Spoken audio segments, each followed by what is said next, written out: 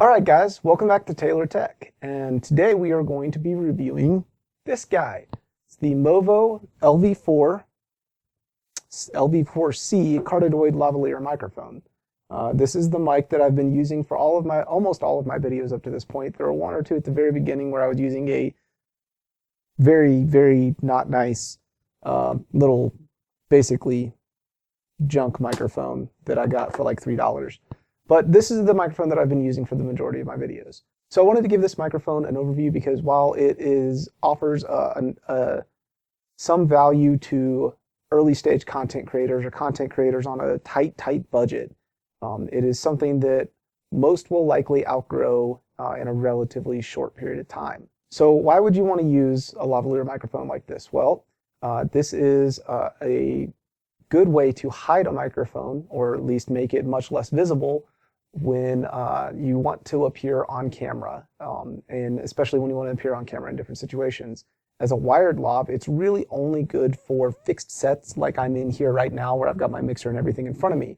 Wouldn't necessarily be good for a mobile application. In terms of the physical overview of the device, it's got a lightweight metal body, a thin black cable that's about 10 feet long that runs from the body to the lavalier capsule, mic capsule. And the mic capsule itself is made of metal, and there's a metal alligator clip that you can use to clip it to clothing. From a spec sheet standpoint, they list 35 hertz to 18 kilohertz as the frequency response range, a maximum SPL of 120 decibels, a negative 38 decibel sensitivity, and a 200 ohm impedance, and a 78 decibel signal to noise ratio. We'll get into what I think of that in a little bit. In terms of features and functions, it's really basic. It's a $40 lav mic. You're not getting a lot of extra functionality beyond what you would expect for a basic lavalier microphone. In terms of limitations, the two main issues I have with it from a physical standpoint is that, one, there is no belt clip or easy mounting for a belt clip to the metal body. This is a obvious oversight to me. I leave it sitting on the floor when I'm working, and that makes me nervous as heck because the other issue I have, the wire that connects the mic capsule to the body is thin, is kind of cheap feeling, and has very poor stress reduction. Basically, all you're getting is a knot inside of the top cap of the metal body that keeps you from yanking that wire out of the circuitry of the microphone. In terms of the otherwise limitations of the device, I actually have had a lot of noise issues with this microphone. So I went so far as to disassemble it to see if maybe was it not really a balanced microphone, or was there something else going on? And from what I could see, it is balanced and grounded properly. It doesn't seem like there's anything obvious other than the fact that, it's only running twisted pair from the circuitry in the metal body to the lav capsule, the mic capsule itself.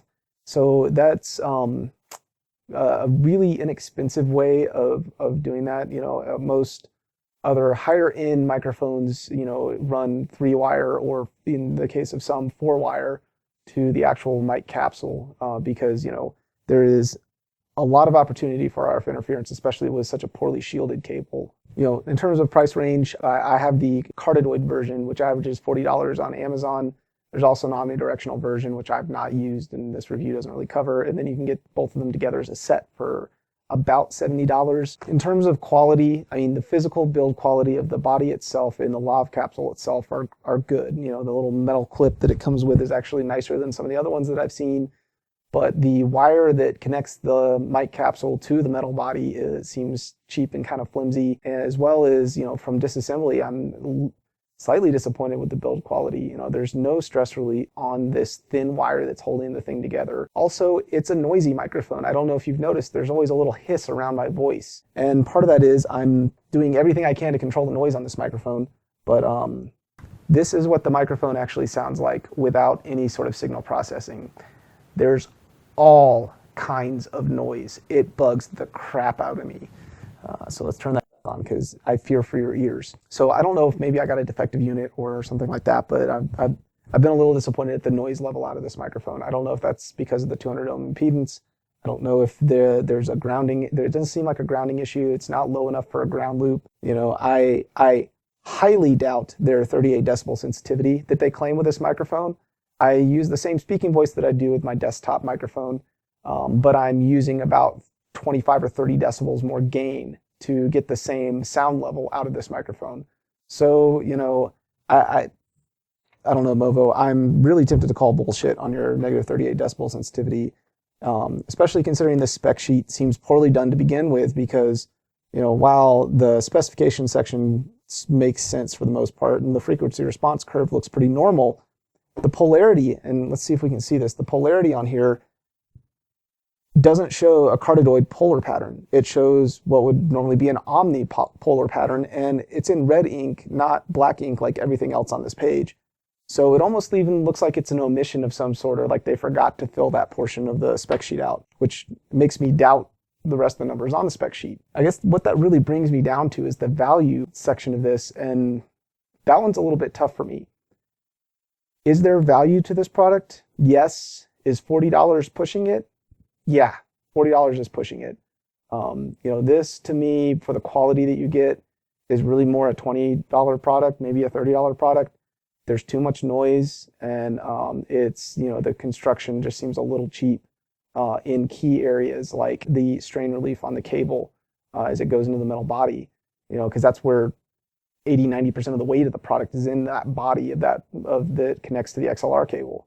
You know, you can't cheap out on those kind of key things, noise interference and the physical construction of the main breaking points in most lavalier microphones. From that standpoint, this product has some value to content creators, I think, but it's going to be limited and you're going to outgrow it and you're going to want something better. I might consider saving up for an inexpensive wireless system or something like that. I won't say that I'm disappointed that I spent $40 on it, because the reality is spending $40 on it when I did let me start creating better content immediately.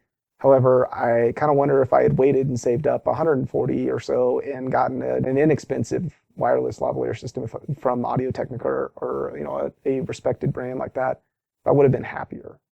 So that wraps up my review of the Movo LV4C. I hope this video has been helpful for you and guides you in your purchasing decision as you're looking for things to help you with creating content. If you like this video, throw a like on it. Leave any comments for me in the comment section below. I love interacting with you. If you're not subscribed to this channel, go ahead and subscribe to it so you can see more content like this in the future. Share this video out to your friends if you think they're interested in this type of content, because sharing it out really helps me. Also, there's links in the description section below to various places you can find me on the internet, like Twitter and Reddit.